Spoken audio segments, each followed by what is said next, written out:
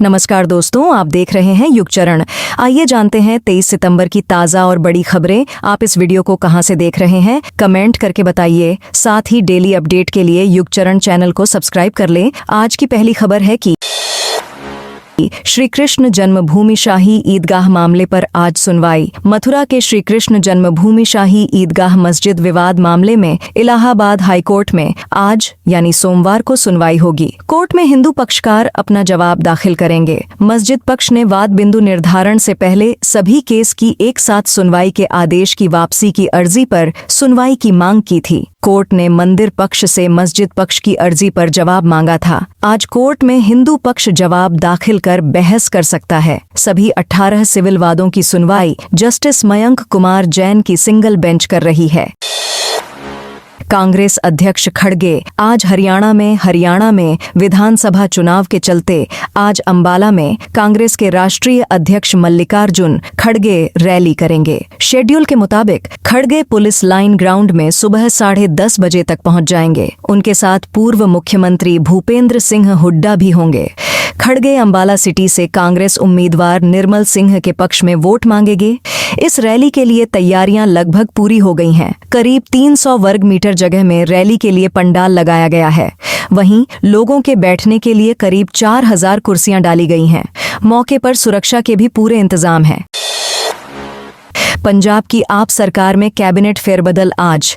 पंजाब की आम आदमी पार्टी सरकार के मंत्रिमंडल में आज फेरबदल होने जा रहा है। सीएम भगवंत ने अपने मंत्रिमंडल से 4 मंत्रियों की छुट्टी कर दी है। इसके बदले में 5 विधायकों को नया मंत्री बनाया जाएगा। आज शाम 5 बजे ये विधायक मंत्री पद की शपथ लेंगे। पंजाब सरकार के मंत्रिमंडल में फेरबदल तो करीब 3 महीने पहले लोकसभा चुनाव के ठीक बाद ही तय माना जा रहा था, लेकिन जालंधर विधानसभा उपचुनाव के चलते यह टलता। हरियाणा में आज अमित शाह की 2 जनसभाएं। देश के गृह मंत्री अमित शाह आज 23 सितंबर को हरियाणा के दौरे पर हैं। पहले वे फतेहाबाद के टोहाना विधानसभा क्षेत्र में जनसभा को संबोधित करेंगे और बाद यमुनानगर के जगाधरी में उनकी रैली है। अमित शाह के आगमन को देखते हुए पुलिस अलर्ट पर है और दोनों ही जगह सुरक्षा के कड़े प्रबंध किए गए हैं। टोहाना में भाजपा प्रत्याशी देवेंद्र बबली का किसान विरोध कर चुके हैं। ऐसे में पुलिस किसान नेताओं पर भी नजर रखे हुए है। राहुल की जम्मू कश्मीर में आज 2 चुनावी रैलियां। विपक्ष के नेता और कांग्रेस सांसद राहुल गांधी आज जम्मू कश्मीर में 2 चुनावी रैलियों को संबोधित करेंगे। राहुल सुबह 11 बजे पुंछ के सुरनकोट में पहली रैली को संबोधित करेंगे। इसके बाद दोपहर 2 बजे श्रीनगर के शाल्टेंग निर्वाचन क्षेत्र में दूसरी रैली होगी। राहुल सुरनकोट में कांग्रेस नेशनल कॉन्फ्रेंस गठबंधन के उम्मीदवार शाहनवाज चौधरी के लिए वोट की अपील करेंगे। वे श्रीनगर में कांग्रेस के प्रदेश अध्यक्ष तारिक हमीद कर्रा के लिए समर्थन मांगेंगे। सिसोदिया बोले, केजरीवाल के साथ राम लक्ष्मण का रिश्ता। दिल्ली के पूर्व डिप्टी सीएम मनीष सिसोदिया ने कहा कि अरविंद केजरीवाल के साथ उनका राम और लक्ष्मण जैसा रिश्ता है।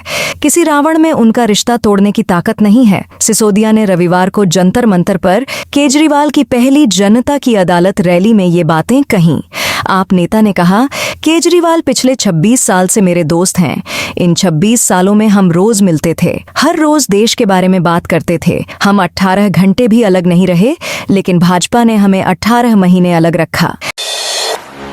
तिरुपति लड्डू विवाद शुद्धि के लिए 4 घंटे तक महाशांति होम। आंध्र प्रदेश के श्री वेंकटेश्वर स्वामी मंदिर तिरुपति मंदिर में प्रसादम लड्डुओं में जानवरों की चर्बी मिलाए जाने के मामले पर श्री ललिता पीठम वशिष्ठाश्रम श्रीनिवास मंगापुरम में विश्व हिंदू परिषद बैठक शुरू हो चुकी है। वीएचपी के केंद्रीय मार्गदर्शक मंडल की इस बैठक में मंदिरों को सरकारी कंट्रोल से आजादी दिलाने और धर्म परिवर्तन के मुद्दे पर भी चर्चा की जाएगी। राज्य सरकार ने तिरुपति मंदिर के लड्डुओं की जांच के लिए एसआईटी बना दी है। सीएम चंद्रबाबू नायडू ने कहा कि एसआईटी की रिपोर्ट के आधार पर कार्रवाई होगी।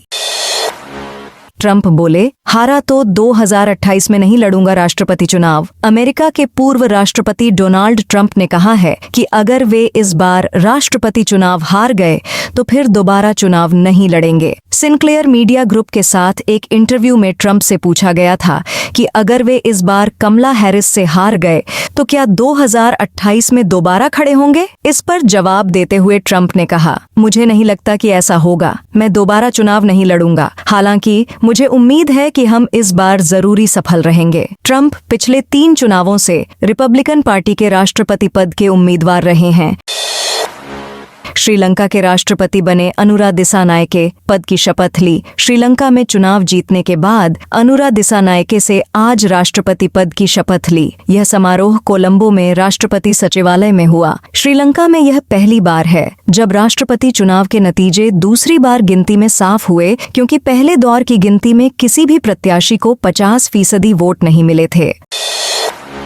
लखनऊ में डेंगू के मरीजों की संख्या बढ़ी। लखनऊ में डेंगू फिर बढ़ने लगा है। राजधानी के पॉश इलाकों सहित कई कॉलोनियों में डेंगू के नए मामले सामने आए हैं। महज एक दिन यानी 24 घंटे में डेंगू के 21 मामले रिपोर्ट हुए हैं। अचानक से केस बढ़ने के बाद विभाग में विभागीय अफसर भी अलर्ट मोड में दिख रहे हैं। जिन इलाके से मरीज मिल रहे हैं वहां पर एंटी लार्वा का छिड़काव कराया जा रहा है। वहीं सरकारी व निजी अस्पतालों में करीब डेंगू के 50 मरीजों का इलाज चल रहा है।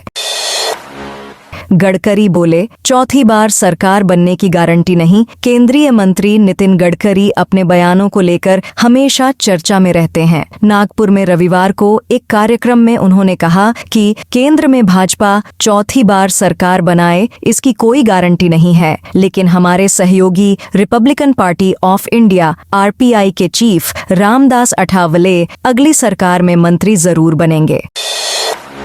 न्यूयॉर्क में पीएम मोदी बोले, नियति मुझे राजनीति में लाई। प्रधानमंत्री नरेंद्र मोदी ने अमेरिका दौरे के दूसरे दिन रविवार को न्यूयॉर्क में भारतीय मूल के लोगों को संबोधित किया।